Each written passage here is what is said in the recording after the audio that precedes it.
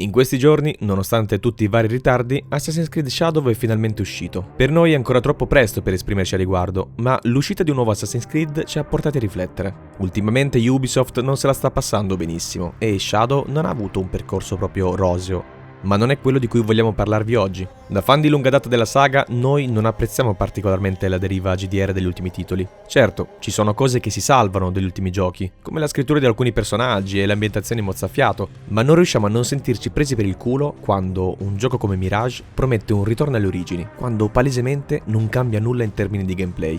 Ma c'è stato un titolo della serie, un titolo frainteso, bistrattato, sottovalutato. Un titolo che ha ricevuto un accanimento non necessario, che ha portato conseguentemente ad un cambio di rotta per la serie.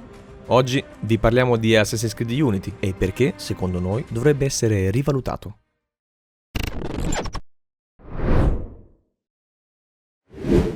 Nel lontano 2014 uscì Assassin's Creed Unity e, diciamocelo onestamente, il lancio fu un disastro. Bug, imperfezioni, personaggi che compaiono a caso, facce dei personaggi che scompaiono a caso. Era palese che avessero fatto uscire un gioco incompleto che richiedeva almeno un altro anno di lavoro. Nonostante negli anni il gioco sia stato sistemato, l'utenza ha semplicemente deciso di mettere una croce su questo titolo, senza dargli una seconda possibilità e senza provare a guardare oltre i difetti tecnici. Ma la verità è che il gioco aveva un sacco di cuore ed era la giusta evoluzione per la serie.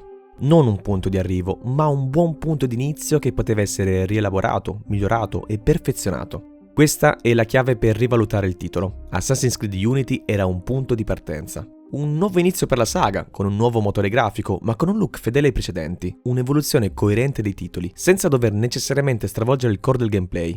Ma andiamo con ordine. Partiamo dal colpo d'occhio. La grafica, pur essendo un gioco di più di 10 anni fa, si difende benissimo. Gli effetti di luce sono spettacolari, per non parlare poi dell'ambientazione scelta, ricostruita in maniera fedele e realistica.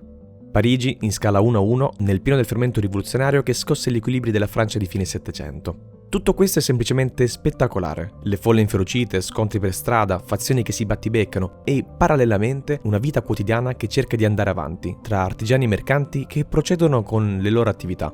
La città è viva e la possibilità di poter entrare a piacimento in abitazioni e palazzi potenzia l'immersione, permettendoci di sbirciare sulle vite dei diversi ceti sociali, dalle catapecchie sudice dei poveri agli splendidi palazzi dell'aristocrazia. Ed insieme ad un'ambientazione di tutto punto non poteva mancare un sistema di movimento all'avanguardia. Unity, nonostante le imperfezioni, ha il miglior parkour di tutta la saga. Muoversi tra le strade e le cime dei tetti trasmette una sensazione di controllo senza precedenti. Con la pressione di 2 semplici tasti abbiamo la possibilità di controllare il nostro movimento, decidere se scalare verso l'alto o verso il basso, se saltare più o meno lontano. Il concatenarsi delle animazioni contribuisce ad un senso di fluidità, un flow che restituisce al meglio la power fantasy di essere il nostro assassino. E a tal proposito, una delle chicche di questo gioco era la possibilità di crearci il nostro assassino. Un non poi elaboratissimo sistema di abilità e potenziamenti, unito alla personalizzazione del vestiario e dell'equipaggiamento, permetteva di sbilanciare il gameplay in base alle nostre necessità, o semplicemente allo stile di gioco che volevamo. Oltre alla resa estetica stupefacente, la possibilità di scegliere come affrontare le varie situazioni migliorava l'immedesimazione con il personaggio. Cosa scegliere come arma? Una spada adatta a tutte le situazioni? Oppure una lancia che renda il combattimento più spettacolare? O ancora meglio, perché non una barbarica ascia da schiantare in faccia ai nemici? Scegli pure quella che più ti aggrada, ma sappi che il combat system ha poco a che vedere con quello visto nei precedenti capitoli. Addio al Chain Kill System, introdotto in Assassin's Creed Brotherhood. Sicuramente è bello da vedere, ma noiosetto alla lunga, con zero senso di sfida. Il combat system introdotto in Unity è più strategico, più ragionato, a tratti un po' difficile. In questo gioco ci penserai 2 volte prima di buttarti a capofitto contro grandi gruppi di nemici. Certo, sei un assassino addestrato nel combattimento, ma questo non ti rende immortale e diverse guardie che ti troverai davanti sono anche loro addestrate. Nelle prime fasi di gioco quindi non sarà troppo raro venire sbarellati da grandi gruppi di nemici che ti attaccano da tutte le parti. Tutto questo serve a spingerti a ragionare, a affrontare le situazioni con un occhio strategico e soprattutto padroneggiare tutti gli strumenti che hai a disposizione.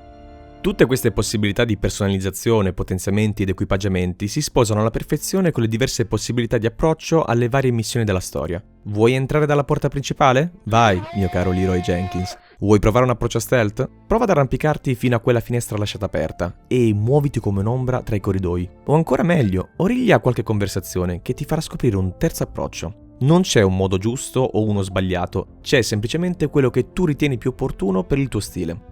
E poi, come ultimo tassello positivo, c'era il cooperativo online, la possibilità di giocare in missioni multiplayer o semplicemente per cazzeggiare lungo le vie di Parigi. Certo, aveva i suoi limiti e le sue imperfezioni, ma ci teniamo a ribadire, era un punto d'inizio e andava sicuramente migliorato. Ma quante potenzialità aveva questa cosa? Chiaro è che nella visione d'insieme bisogna giustamente anche parlare di cosa non ha davvero funzionato. I problemi più evidenti sono quelli tecnici, ma oltre a quelli ce ne sono altri, alcuni dei quali irrimediabili una volta che il gioco raggiunge gli scaffali. Primo tra tutti, la scrittura. La narrazione è priva di mordente e procede pigramente verso un finale scontato e non poi così coinvolgente. Arnaud non è un personaggio particolarmente carismatico, anche perché soffre il confronto con personaggi come quel gigachat di Ezio Auditore e quel super caffone di Edward Kenway. Arnaud risulta un personaggio un po' scadente, vittima degli eventi e senza una grande evoluzione nel corso della storia. Il rapporto con Elise rimane relativamente superficiale, risulta scontato e non poi così tanto coinvolgente. La narrazione raggiunge dei piccoli picchi in momenti chiave, ma mai nulla di veramente memorabile. È una storia ok, senza infamia e senza lode, ma sicuramente non uno dei punti forti del titolo. Per non parlare del fatto che Mappa Grande, per Ubisoft e non solo, equivale a riempirla di oggetti, collezionabili, secondari non poi tanto accattivanti, insomma, tanti contenuti risparmiabili. Il parkour, nonostante tutti i lati positivi elencati prima, presentava comunque problemi che spesso si traducevano nell'interruzione improvvisa dell'azione o di un controllo non proprio coerente con quello che si voleva fare. Le missioni co-op avevano problemi di bilanciamento, alcune missioni richiedevano necessariamente più di 2 giocatori per essere completate a dovere, ma nonostante tutto Unity ha ricevuto un accanimento esagerato ed un odio in buona parte ingiustificato che l'hanno portato ad essere eclissato dagli altri titoli della serie. Aveva dalla sua delle trovate piacevoli e sorprendenti, come i glitch dell'Animus, che permettevano di sperimentare l'ambientazione di Parigi in altre epoche storiche, altrimenti inesplorabili. Quanto è figo arrampicarsi sulla Tour Eiffel durante l'occupazione nazista. Poi è bellissimo notare come la vasta community di modder ha contribuito a migliorare sempre di più il gioco, dimostrando per più di 10 anni un grande amore verso questo titolo sfortunato, rendendolo sempre più coerente con la vision iniziale e ripulito dalle varie sbavature tecniche. Unity è stato uno di quei titoli vittima dell'hype, un lavoro incompleto in balia delle pressioni dei publisher e per questo motivo non ha riscontrato il successo sperato. Giocarlo ancora oggi riesce a trasmettere gli echi di questa intenzione, di un'occasione mancata e di conseguenze impattanti per il futuro della saga.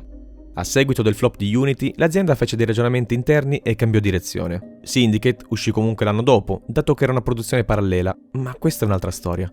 Ubisoft si prese altri 2 anni per settare un nuovo inizio per la saga, rilasciando poi Origins, un titolo con i suoi risvolti positivi, ma un netto cambio di direzione per la saga. Quindi, oggi sentiamo di dovere delle scuse a Unity, titolo che ha ricevuto un odio immeritato e che poteva essere un prototipo del futuro della saga. Chissà come sarebbe stato se le cose fossero andate bene. Se ancora oggi avessimo un parkour sempre più curato e un combat accattivante. Chissà che altre ambientazioni urbane si sarebbero esplorate, chissà quali eventi storici avremmo potuto sperimentare. Chissà. La storia è il nostro parco giochi, ma la storia non si scrive con i se e con i ma. E tu cosa ne pensi di Unity? Ti piace la deriva GDR della serie? Fatecelo sapere con un commento, vogliamo sentire la vostra. Se il video ti è piaciuto non dimenticare di lasciarci un like, iscriverti e magari condividilo. Facciamo nascere un confronto costruttivo su una delle saghe più influenti del mondo videoludico. Se vuoi supportarci ancora di più abbiamo un Patreon, trovi il link in descrizione. Grazie a tutti per il supporto, di qualunque tipo, e al prossimo video.